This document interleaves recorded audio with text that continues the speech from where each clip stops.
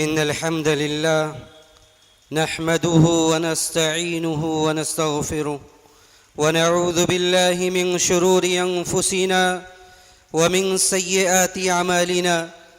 من يهده الله فلا مضل له ومن يضلله فلا هادي له، وأشهد أن لا إله إلا الله وحده لا شريك له، وأشهد أن محمدًا عبده ورسوله أرسله بالحق بشيرا ونذيرا بين يدي الساعة. من يطع الله ورسوله فقد رشد، ومن يعصهما فإنه لا يضل إلا نفسه ولن يضل الله شيئا. أما بعد، فإن خير الحديث كتاب الله، وخير الهدي هدي محمد صلى الله عليه وسلم، وشر الأمور محدثاتها، وكل محدثة بدعة، وكل بدعة ضلالة، وكل ضلالة في النار. فأعوذ بالله السميع العليم من الشيطان الرجيم. بسم الله الرحمن الرحيم. قاف والقرآن المجيد. بل عجبوا أن جاءهم منذر منهم فقال الكافرون هذا شيء عجيب. أإذا متنا وكنا ترابا ذلك رجع بعيد. قد علمنا ما تنقص الأرض منهم وعندنا كتاب حفيظ. بل كذبوا بالحق لما جاءهم فهم في أمر مريج. أفلم ينظروا إلى السماء فوقهم كيف بنيناها وزيناها وما لها من فروج. والأرض مددناها وألقينا فيها رواسي وأنبتنا فيها من كل زوج بهيج. تبصرة وذكرى لكل عبد منيب. ونزلنا من السماء ماء مباركا فأنبتنا به جنات وحب الحصيد. والنخل باسقات لها طلع نضيد رزقا للعباد وأحيينا به بلدة ميتا كذلك الخروج. وقال جل وعلا في مقام آخر: هل أتاك حديث ضيف إبراهيم المكرمين إذ دخلوا عليه فقالوا سلاما قال سلام قوم منكرون. فراغ إلى أهله فجاء بعجل سمين. معزز حاضرین، محترم بزرگوں، نوجوان ساتھیوں، عزیز ماؤں اور بہنوں، خطبہ مسنونہ اور سورہ قاف کی چند آیات کی تلاوت کے بعد سورہ ذاریات کی چند آیات میں نے آپ لوگوں کے سامنے پڑھی، جس میں اللہ سبحانہ و تعالی حضرت ابراہیم علیہ السلام کا ذکر فرماتا ہے، اور حضرت ابراہیم علیہ السلام کے گھر جن مہمانوں کی آمد ہوئی، ان مہمانوں کے ساتھ حضرت ابراہیم علیہ السلام کا طریقہ کار کیا تھا۔ حضرت ابراہیم علیہ السلام نے ان کے ساتھ کیسے ڈیل کی، کیسا برتاؤ کیا، ان ساری باتوں کی طرف ان آیات میں ذکر کیا جا رہا ہے۔ چنانچہ اللہ سبحانہ و تعالیٰ ارشاد فرماتا ہے: هل أتاك حدیث ضیف ابراہیم المکرمین، کہ آپ لوگوں کو حضرت ابراہیم علیہ السلام کے معزز و مکرم مہمانوں کی خبر پہنچی آپ لوگوں تک؟ اذ دخلوا علیہ فقالوا سلاما، یہ مہمان کوئی اور نہیں بلکہ فرشتے تھے جو حضرت ابراہیم علیہ السلام کے پاس آتے ہیں، آ کر سلام کرتے ہیں۔ حضرت ابراہیم علیہ السلام انہیں پہچانتے نہیں ہیں، اپنے جی میں اپنے من میں یہ کہتے ہیں کہ قوم منکرون، یہ لوگ تو ایسے ہیں جسے ہم نہیں جانتے ہیں۔ لیکن نہ جانتے ہوئے بھی کوئی معرفت، کوئی تعلق، کوئی تعارف نہیں تھا، اس کے باوجود حضرت ابراہیم علیہ السلام فوراً اپنے بیوی کے پاس جاتے ہیں۔ فراغ الی اہلہ فجاء بعجل سمین، اور ایک بچڑے کا بھونا ہوا گوشت لا کر اپنے مہمانوں کے سامنے پیش کرتے ہیں اور اپنے مہمانوں سے کہتے ہیں کہ کھاؤ۔ لیکن جب وہ لوگ نہیں کھاتے تو حضرت ابراہیم علیہ السلام خوف محسوس کرتے ہیں۔ فاوجس منہم خیفہ قالوا لا تخف وبشروہ بغلام علیم، چنانچہ وہ فرشتے اپنے اصل مدعے کی طرف آتے ہیں اور کہتے ہیں کہ آپ ڈریں نا، اور انہیں ایک عالم دوسری آیات میں ایک بلدبار بچے کی بشارت دی جاتی ہے کہ آپ کو ایک بلدبار بچہ ہوگا جو آگے چل کر نبوت و رسالت کا یہ بھار اور نبوت و رسالت کی یہ ذمہ داری سنبھالنے والا ہے۔ چنانچہ ان آیات سے جہاں کئی ایک چیزوں کا پتہ چلتا ہے، ان میں ایک بڑی صفت جو ان آیات کے بعد کھل کر سامنے آتی ہے وہ یہ کہ ضیافت، مہمانوں کی تکریم، مہمانوں کی عزت اور مہمانوں کے ساتھ اچھا تعامل، یہ انبیاء علیہ السلام کی صفات میں سے ہے۔ یہ اعلیٰ اخلاق و کردار کی دلیل ہے کہ آپ کے پاس کوئی بندہ آپ کے گھر پر وارد ہو جائے، کوئی بندہ آپ کے گھر آ جائے تو آپ کی یہ ذمہ داری ہے کہ آپ اس کے ساتھ حسن تعامل سے پیش آئیں، آپ اس کے ساتھ اچھے اخلاق سے پیش آئیں، آپ اس کے ساتھ اخلاق و کردار کا وہ معاملہ کریں جس کا شریعت تقاضا کرتی ہے۔ چنانچہ حضرت ابراہیم علیہ السلام نے نہ جانتے ہوئے فوراً جو میسر تھا، جو حاضر تھا، وہ اپنے مہمانوں کے سامنے پیش کرتے ہیں اور ان سے یہ گزارش کرتے ہیں کہ آپ کھائیے۔ تو یہ انبیاء علیہ السلام کے صفات میں سے تھی، اور یہ اللہ کے نیک بندوں کا طریقہ ہوا کرتا تھا کہ ان کے گھر جب کوئی مہمان آتے تھے تو جس قدر ممکن ہو سکتا تھا اس کی وہ ضیافت کرتے تھے، ان کی وہ تکریم کیا کرتے تھے۔ بلکہ اسی پر بس نہیں، شریعت اسلامیہ نے اس کو ایمان سے جوڑ کر یہ بیان کر کیا کہ یہ ایمان کا جز ہے، یہ ایمان کا حصہ ہے کہ آپ اپنے مہمانوں کی تکریم کریں، مہمانوں کی عزت کریں۔ چنانچہ نبی علیہ السلام نے ارشاد فرمایا، من کان یؤمن باللہ والیوم الآخر فلیکرم ضیفہ، جو آدمی اللہ پر اور آخرت کے دن پر ایمان رکھتا ہے، جسے اللہ کے ذات پر یقین ہے، جسے اللہ کی ذات پر عقیدہ اور ایمان ہے، اسے چاہیے کہ وہ اپنے مہمان کی مہمان نوازی کرے، اس کی عزت کرے۔ جب اس کے گھر پر کوئی مہمان وارد ہو تو ان کی عزت کرے، اس لیے کہ یہ ایمان کا حصہ ہے۔ اسی پر بس نہیں، بلکہ شریعت نے یہاں تک کہا کہ جب آپ اپنے گھر کا منصوبہ بنائیں، جب آپ اپنے گھر کو تعمیر کرنے کی فکر کریں، تعمیر کرنے کے لیے آپ منصوبہ بنائیں، تو آپ گھر میں یہ ضرور فکر کریں، آپ گھر کے بارے میں یہ ضرور سوچیں کہ اس گھر میں ایک گوشہ ایسا ہونا چاہیے یا اس گھر میں کوئی حصہ ایسا ہونا چاہیے جہاں مہمان آئیں اور مہمان اپنے آرام کے ساتھ اس جگہ پر آ کر بیٹھ سکیں اور آپ عزت و اکرام کے ساتھ ان مہمان کی مہمان نوازی کر سکیں۔ نبی علیہ السلام نے کہا کہ جب گھر کا بوریا بستر خریدنا ہو، جب گھر کا لحاف خریدنا ہو تو آپ اس طرح خریدیں، فراش للرجل وفراش لامرأته وفراش للضيف والاربع للشیطان۔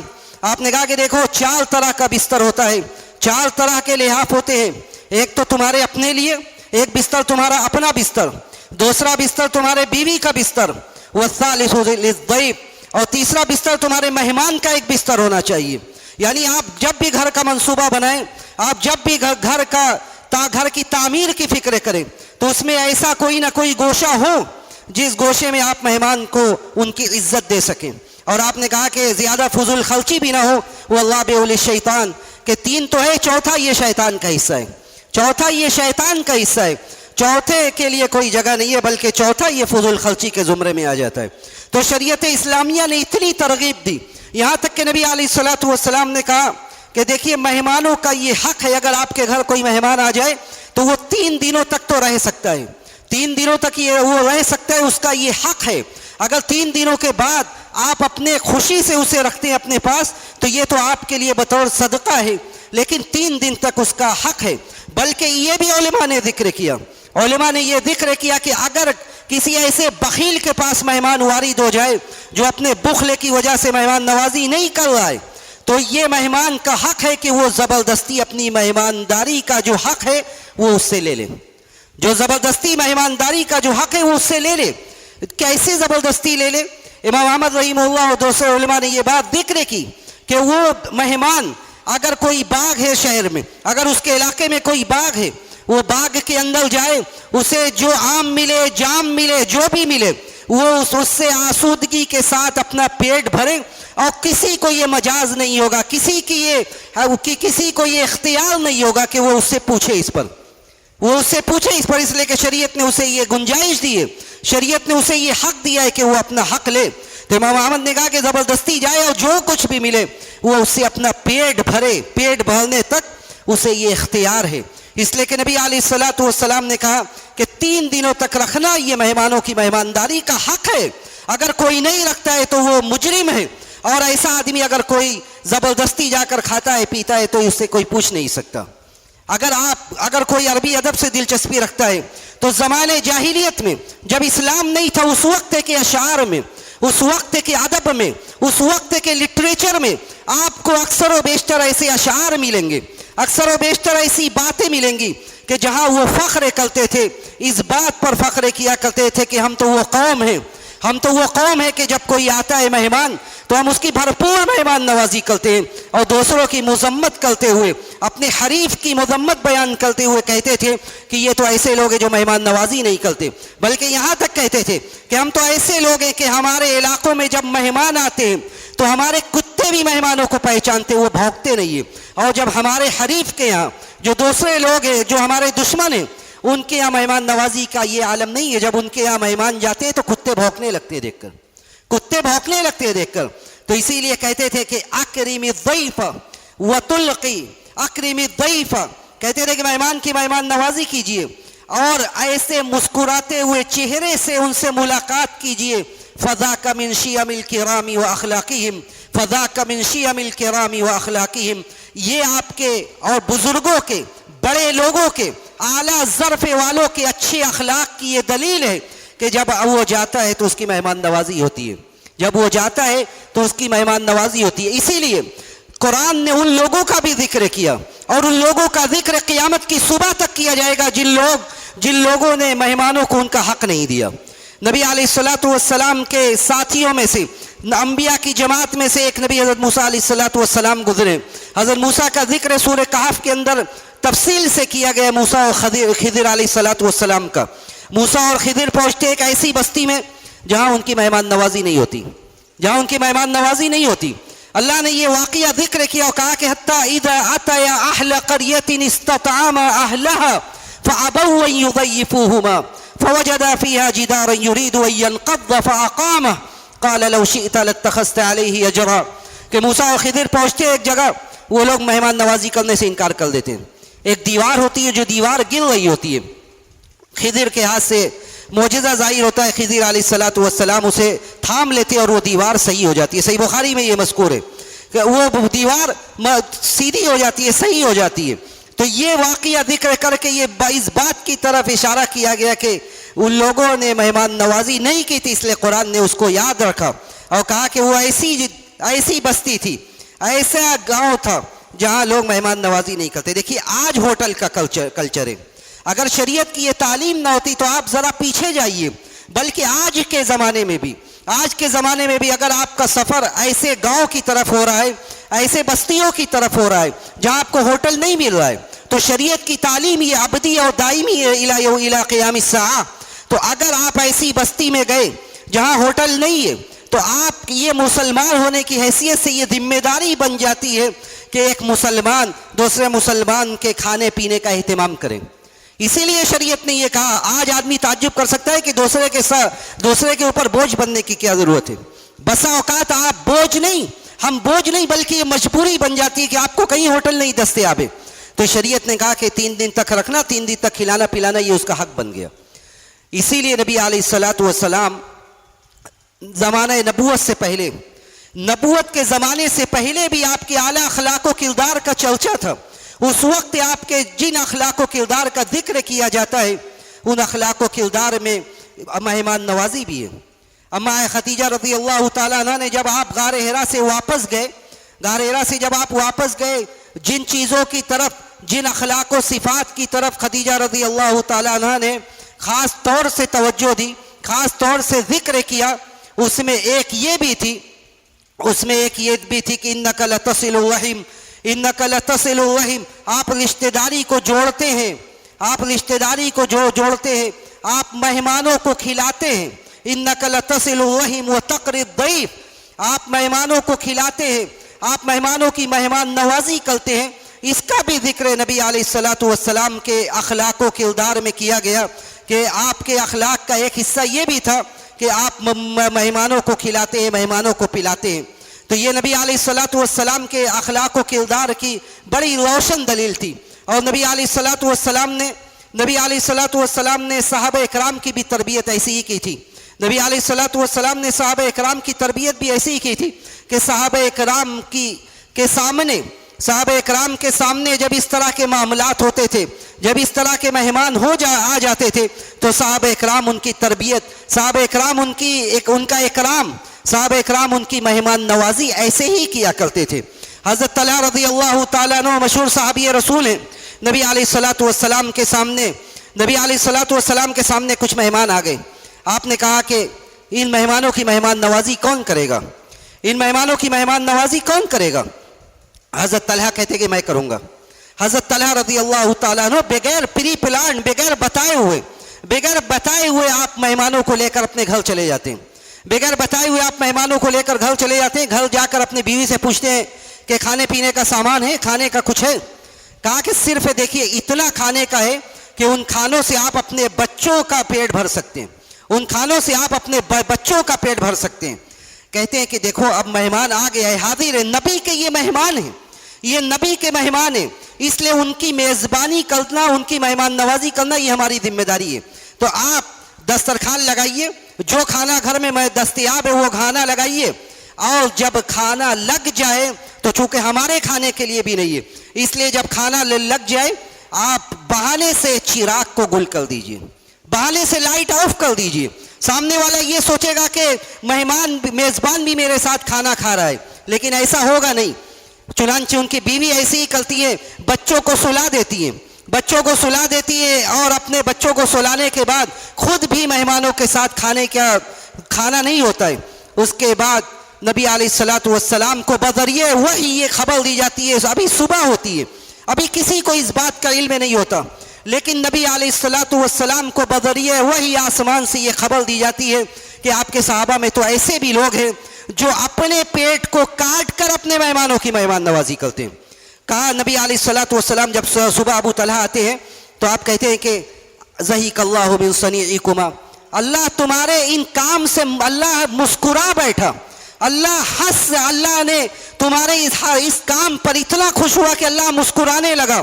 اور اللہ کی یہ صفت مسکراہٹ اس حدیث سے ثابت ہوئی کہ اللہ مسکرانے لگا کہ میرے بندوں میں ایسے بھی ہیں جو اپنا پیٹ کاٹ کر نبی کے مہمان کی مہمان نوازی کرتے ہیں۔ اور اسی موقع پر یہ آیت نازل ہوئی کہ وَيُؤْثِرُونَ عَلَىٰ أَنفُسِهِمْ وَلَوْ كَانَ بِهِمْ خَصَاصَةٌ، کہ اللہ کے بندے وہ ہیں جو اپنے کھانے پر دوسرے کے کھانوں کو ترجیح دیتے ہیں، جو اپنے کھانوں پر دوسرے لوگوں کو ترجیح دیتے ہیں، جو خود پر دوسروں کو ترجیح دیتے ہیں، اپنے بچوں کو سلا دیتے ہیں بھوکا پیاسا، اور اپنے مہمان کی مہمان نوازی کرتے ہیں کہ یہ نبی کے مہمان ہیں، اس لیے ان کا کھلانا پلانا ان کا واجب ہے۔ نبی علیہ الصلوۃ والسلام صحابہ کی تربیت کرنے کے لیے اکثر و بیشتر ایسی باتیں کرتے تھے۔ آپ اصحاب صفہ بڑی غریب قوم تھی، بڑے غریب و نادار لوگ تھے، کپڑا بھی اتنا نہیں تھا کہ صحیح سے ستر پوشی ہو سکے۔ نبی علیہ الصلوۃ والسلام ایک موقع پر صحابہ سے پوچھتے ہیں، کہتے ہیں کتنا کھانا ہے تمہارے پاس؟ کوئی کہتا ہے میرے گھر میں 2 آدمیوں کا کھانا ہے، کوئی کہتا ہے 4 آدمیوں کا کھانا ہے۔ جتنے لوگوں کو بتاتے ہیں، کہتے ہیں جو کہتے ہیں 2 کا کھانا ہے آپ کہتے ہیں 1 تیسرے کو لے جائیے، جو کہتے ہیں 4 کا کھانا ہے آپ کہتے ہیں 5ویں اور 6ٹھے کو لے جائیے۔ ایسے ہی لوگ ایک ایک کر کے لوگوں کو اپنے ساتھ لے جاتے ہیں۔ اللہ کے رسول صلی اللہ علیہ وسلم اس موقع پر 10 لوگوں کو اپنے ساتھ لے کر جاتے ہیں۔ حضرت ابو بکر رضی اللہ تعالیٰ عنہ 3 لوگوں کو اپنے ساتھ لے کر جاتے ہیں۔ دیکھیے ہم یہ یقین رکھیں اور یہ ہم عقیدہ رکھیں کہ مہمانوں کے آنے سے ہمارے گھروں میں برکت آتی ہے۔ یہ ہم یقین رکھیں کہ مہمانوں کے آنے سے ہمارے گھروں میں برکت آتی ہے، ان کے بہانے ہمیں رزق ملتا ہے۔ حضرت ابو بکر رضی اللہ تعالیٰ عنہ جب 3 لوگوں کو لے کر اپنے گھر جاتے ہیں، کھلانا پلانا کرتے ہیں، کھانا رکھتے ہیں، دیکھتے ہیں کہ کھانا جتنا رکھا گیا تھا اور یہ سب لوگ جو مہمان 3 مہمان تھے کھاتے جاتے ہیں اور کھانا جیسا کا تیسا، صحیح بخاری کی یہ روایت ہے، کھانا جیسا کا تیسا۔ آپ ام رومان اپنی بیوی سے کہتے ہیں کہ ام رومان تم دیکھ نہیں رہی ہو کہ نبی کے یہ مہمان، یہ اصحاب صفہ جو کچھ کھا رہے ہیں کھانا ویسا کا ویسا رکھا ہوا ہے۔ اس کے بعد برکت اتنی ہوتی ہے کہ آپ وہ اٹھاتے ہیں، کھانا جو بچتا ہے لے کر نبی کے پاس جاتے ہیں، نبی علیہ الصلوۃ والسلام کھاتے ہیں، آپ کے ساتھ جو صحابہ ہوتے ہیں وہ سب کھاتے ہیں اور وہ کھانا بچا رہتا ہے۔ یہ معجزہ خالدہ، یہ کھلا معجزہ تھا جو اس بات کی دلیل تھی کہ نبی علیہ الصلوۃ والسلام کے فرمان پر عمل کرنے سے، مہمان کی مہمان نوازی اور ان کی تکریم کرنے سے گھروں میں برکت کا کیا عالم ہوگا، اس لیے کہ نبی کا یہ فرمان ہے کہ جو آدمی اللہ پر اور آخرت کے دن پر ایمان رکھتا ہو اسے چاہیے کہ وہ مہمان کی مہمان نوازی کرے۔ کچھ آداب بھی ہے، کچھ احکام ہیں، چونکہ یہ شادی بیاہ کا دعوتوں کا سیزن چل رہا ہے، کچھ احکام بھی جاننے چاہیے۔ صرف دعوت کرنا یہ کمال نہیں ہے، دعوت ہم اور آپ کیسے کرنا یہ محل نظر ہے، اور اس بات پر فوکس کرنے کی ضرورت ہے کہ دعوتیں کیسی ہو رہی ہے۔ دیکھیے سب سے بڑی بات یہ کہ جب دعوتیں ہوں تو دعوت کرنے والا میزبان یہ سمجھے کہ وہ دعوت دے رہا ہے لوگوں کو، یہ اللہ کے حکم سے دے رہا ہے، یہ اس کے اکرام کا، اس کے تکریم کا یہ حصہ ہے کہ آپ فلاں کو اپنے گھر بلا رہے ہیں۔ اس لیے بالکل بھی ریا و نمود نہ ہو، بالکل بھی فخر و مباحات نہ ہو۔ آپ اپنے ایٹیٹیوڈ سے، آپ اپنی باتوں سے، آپ اپنے طرز سے سامنے والوں کو یہ احساس نہ دلائیں کہ آپ نے بڑا احسان کیا، بہت بڑی دعوت آپ نے کی، آپ نے بہت بڑی دعوت کی اور بہت بڑا احسان آپ نے کر دیا ہے۔ نبی علیہ الصلوۃ والسلام کیسے خندہ پیشانی سے ملتے تھے لوگوں سے جب آپ مہمان کو بلاتے تھے۔ کچھ لوگ تو آج دعوت دے کر ایسا باور کراتے، ایسا احساس کراتے ہیں کہ انہوں نے بہت بڑا احسان آپ کے اوپر کیے۔ پہلے 10 بار کہیں گے آپ ان کے گھر آئیے، لیکن جب دعوت میں جائیں گے تو ایسے نظر چرائیں گے جیسے آپ نے ان کے گھر چوری کر لی، آپ نے چوری کر لی ان کے گھر۔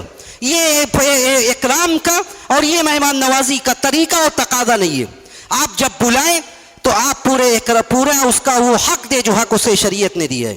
نبی علیہ الصلوۃ والسلام کے پاس بحرین کا وفد آتا ہے، آپ اس سے کہتے ہیں، لوگوں کو جب دیکھتے ہیں کہتے ہیں مرحبا بالقوم غیر خزایا ولا ندامہ، خوش آمدید ہو، موسٹ ویلکم، آپ آئیے بیٹھیے۔ دوسرے آداب میں سے یہ بھی ہے کہ آپ خندہ پیشانی کے ساتھ اس کا استقبال کریں۔ دوسرا یہ کہ آپ اس کو بیٹھنے کی جگہ متعین کریں۔ یہ نہیں کہ آپ دعوت کی کیپیسٹی آپ کے ہاں 200 لوگوں کی ہے، آپ دعوت کریں 500 لوگوں کی اور لوگ یہ دروازہ وہ کھڑکی پکڑ کر کھڑے ہوئے اور کوئی پرسان حل نہیں ہے۔ ان کے لیے ایسی جگہ متعین کیجئے جہاں وہ آئیں اور آ کر بیٹھیں، اور جس جگہ پر انہیں بیٹھنے میں کوئی دقت نہ ہو۔ یہ بھی ان کے تکریم کا اور ان کے اکرام کا حصہ ہے۔ اسی طرح اس کے اکرام کا اور اس کے آداب کا حصہ یہ بھی ہے کہ آپ دعوت میں کن لوگوں کو بلا رہے ہیں۔ آپ بہت مہمان نواز ہیں، بڑے سخی ہیں آپ، لیکن سوال یہ میٹر یہ کرتا ہے کہ آپ کن لوگوں کو دعوت دے رہے ہیں۔ کہیں ایسا تو نہیں کہ آپ اپنے رشتہ داروں میں، اپنے تعلقاتی میں ان لوگوں کو چھوڑ دے رہے ہیں جو آدمی اسٹیٹس اور سماج کے حساب سے کمزور ہے۔ نبی علیہ الصلوۃ والسلام نے ایسی دعوت کو بدترین دعوت قرار دیا، کہا کہ ایسی دعوت بدترین دعوت ہے۔ شر الطعام طعام الولیمہ یدعى لها الاغنیاء ویترک الفقراء۔ آپ نے کہا کہ بدترین دعوت ہے ایسی جس دعوت میں، ایسی دعوت میں بھی حاضری نہیں جائز ہے۔ بدترین ایسی دعوت کہ جن دعوتوں میں امیروں کو بلایا جائے اور فقیروں کو چھوڑ دیا جائے۔ آپ کے تعلقات میں کمزور لوگ بھی ہیں، لیکن آپ کمزوروں کو وہ رسپانس نہیں دے رہے جس رسپانس کا وہ مستحق ہے، اس لیے کہ آپ کا ایک اسٹیٹس ہے، ایک معیار ہے، اور اس معیار پر یہ حدیث صادق آ رہی ہے کہ بدترین ہے وہ دعوت جس میں امیروں کو بلایا جائے اور غریبوں اور ناداروں کو چھوڑ دیا جائے۔ اسی طرح آداب اور احکام میں سے یہ بھی ہے کہ آپ دعوت دے رہے ہیں تو پھر دروازہ کھلا رکھیں، اپنا دل کھلا رکھیں۔ جنت سب سے بڑی نعمت ہے۔ جنت کی نعمتوں کا ذکر کرتے ہوئے اللہ نے کہا کہ جنات عدن مفتحۃ لہم الابواب، یہ جنتیوں کے اکرام کا تقاضا یہ تھا کہ جنت کے دروازے کھلے ہوئے ہوں گے، جنت کے دروازے کھلے ہوئے ہوں گے، تو یہ بھی ان کے اکرام کا تقاضا ہے۔ اسی طرح یہ بھی ان کے تکریم کا حصہ ہے کہ اگر ممکن ہو، بڑی دعوتوں میں یہ ممکن نہیں ہے، لیکن اگر ممکن ہو تو آپ میزبانوں کے ساتھ کھائیں، میزبانوں کے ساتھ کھائیں، اس سے بھی ان کو حوصلہ ملتا ہے کہ میرا میزبان سامنے بیٹھ کر میرے ساتھ کھا رہا ہے۔ اسی طرح آداب میں سے یہ بھی ہے کہ آپ کھائیں تو آپ پہلے اٹھ نہ جائیں، آپ لوگوں کو یہ احساس نہ کرائیں، پہلے جب آپ اٹھ جائیں گے تو سامنے والے کو یہ احساس ہوگا کہ اب بس کرو، تو ایسا نہ ہو، بلکہ آپ ان کے ساتھ تھوڑا ہی تھوڑا کھاتے رہیں جب تک کہ وہ فارغ نہ ہو جائیں۔ اسی طرح ان کے اکرام کا اور ان کے تکریم کا حصہ یہ بھی ہے کہ اگر ممکن ہو، بلکہ ممکن ہے، آپ کے گھر بہت سارے لوگ ہیں، کچھ لوگوں کو یہ ذمہ داری سونپی جائے کہ جب مہمان جانے لگے تو آپ دروازے تک لے کر ان کا شکریہ ادا کرتے ہوئے آپ ان کو دروازے سے رخصت کریں، شکریہ ادا کرتے ہوئے انہیں دروازے سے رخصت کریں۔ یہ مہمان کی مہمان نوازی کا کچھ حصہ ہے، کچھ آداب ہے۔ اسی طرح میزبان کے اوپر بھی یہ ذمہ داری ہے، میزبان کے اوپر بھی یہ ذمہ داری ہے کہ وہ یہ سمجھے کہ سامنے والا یہ پریشانی کا وقت ہے، اگر کوئی چیزیں آگے پیچھے ہو جائے تو وہ تنقید نہ کرے، باہر نکل کر باتیں نہ کریں۔ پہلے دعوت کھانا، باہر نکل کر باتیں کرنا، یہ اسلامی ادب کے خلاف ہے۔ آپ تنقید نہ کریں۔ دوسرا ادب میزبان کے تعلق سے، دوسرا ادب جو مہمان کے اوپر واجب ہوتا ہے کہ آپ جب آ رہے ہیں کسی کے یہاں تو ایسے وقت میں نہ آئے جو وقت غیر مناسب ہے، اور اتنا وقت نہ رہے جو وقت اس کے لیے باعث ازعاج بن رہا ہو۔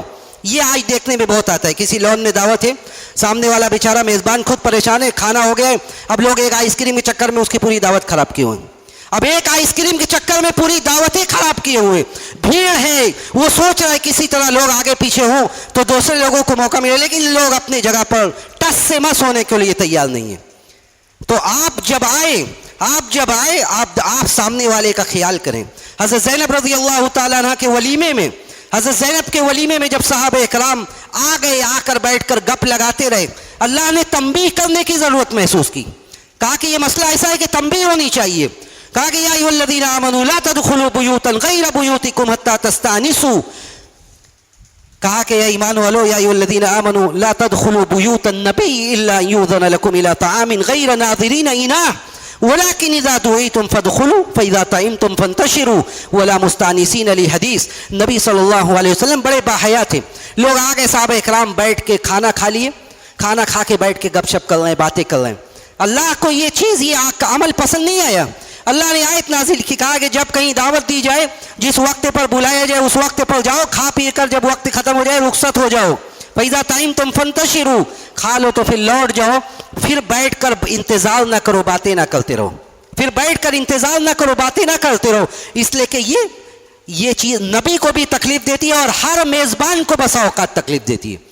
اسی طرح ادب کا آخری حصہ یہ کہ آدمی جب کہیں مہمان بنے جاتے وقت کے دل سے بھی اس کے لیے دعا دے، زبان سے بھی اس کے لیے دعا دے۔ نبی علیہ الصلوۃ والسلام نے سعد بن عبادہ کو دعا دی اور کہا کہ افطر عندکم الصائمون واکل طعامکم الابرار وصلت علیکم الملائکہ۔ دعا یاد کیجیے، یہ ساری دعائیں یاد کیجیے کہ جب آپ آئیں، یہ ہمارا سماج ان چیزوں میں بڑا کمزور ہے، کسی کی نعمتوں پر دیکھ کر ماشاء اللہ نہیں کہنا۔ لوگ ایک عالم بتانے لگے کہ بہت زیادہ بد نظری کے شکار ہیں آپ کے علاقے میں، لوگ بہت زیادہ بد نظری کے شکار ہیں۔ اس کی وجہ کیا ہے؟ کہہ رہے ہیں کسی کو ماشاء اللہ کہنے کی عادت نہیں ہے۔ اسی طرح آپ کسی کے دعوت میں جائیں، اچھی چیز دیکھیں، ماشاء اللہ کہیں، دعا دیں۔ افطر عندکم الصائمون، آج جس طرح میں نے آپ کے یہاں افطار کیا ہے، میں نے آپ کے پاس کھایا ہے، آپ کے یہاں روزے دار روزہ کھولے، وصلت علیکم الملائکہ، اور فرشتے آپ پر رحمتیں بھیجے، آپ کا کھانا اچھے لوگ کھائیں۔ اور اسی طرح آداب کا ایک حصہ چھوٹ گیا کہ نبی علیہ الصلوۃ والسلام نے یہ بھی کہا کہ دیکھو بلاتے وقت ایسے لوگوں کو ترجیح دے جو لوگ دیندار ہیں، تب آپ کے اوپر دینی چھاپ ہوگی، تب وہ آپ ان کے زبانوں سے دعا نکلے گی۔ کہا کہ لا یاکل طعامک الا تقی، آپ کا کھانا متقی لوگ کھائیں، اور ولا تصاحب الا مؤمنا، مومنوں سے دوستی کرو، ولا یاکل طعامک الا تقی، اور آپ کے دسترخوان پر متقی اور پرہیزگار لوگ بیٹھے۔ تب وہ جاتے وقت دعا دیں گے، کہیں گے اللہم اطعم من اطعمنی، اللہم اطعم من اطعمنی واسقی من سقانی، اے اللہ جس نے مجھے کھلائے تو اسے کھلاؤ، جس نے مجھے پلایا تو اسے پلا۔ تو یہ دعائیں ہیں، یہ آداب ہیں، یہ مینر ہے، یہ طریقہ ہے جس کا تعلق شریعت سے، جس کا تعلق دین سے۔ تو ہم انہیں برتیں، انہیں اپنائیں، ان کا خیال کر کے میزبانی کریں، ان کا خیال کر کے ہم مہمان نوازی کریں۔ ہم اللہ سبحانہ و تعالیٰ سے یہی دعا کرتے کہ بار الہ حسن اخلاق کے جس پہلو کو آج کے خطبہ جمعہ میں اجاگر کیا گیا، بار الہ تو ہم سب کو اس پر عمل کرنے کی توفیق نصیب فرما۔ بار الہ تو ہمیں مہمانوں کا حق ادا کرنے کی توفیق نصیب فرما، اور ہم مہمان بنے تو ہمیں میزبان کے حق کو ادا کرنے کی توفیق نصیب فرما۔ بار الہ تو ہم سب کے رزق میں برکت دے، بار الہ تو ہم سب کے رزق میں برکت دے، ہم سب کو رزق حلال عطا فرما، رزق حرام سے بچا۔ بار الہ ہمیں جو بیمار ہیں تو انہیں روزگار ہیں تو انہیں برسر روزگار کر دے، اور بار الہ مسلمان جہاں بھی پریشان حال ہیں تو ان کی پریشانی کو دور فرما دے، اور جب ہمارا اس دنیا سے جانے کا وقت آئے تو ہمیں اس بات کی توفیق دے کہ ہمارا آخری کلمہ کلمہ توحید ہو۔ وآخر دعوانا الحمد للہ رب العالمین۔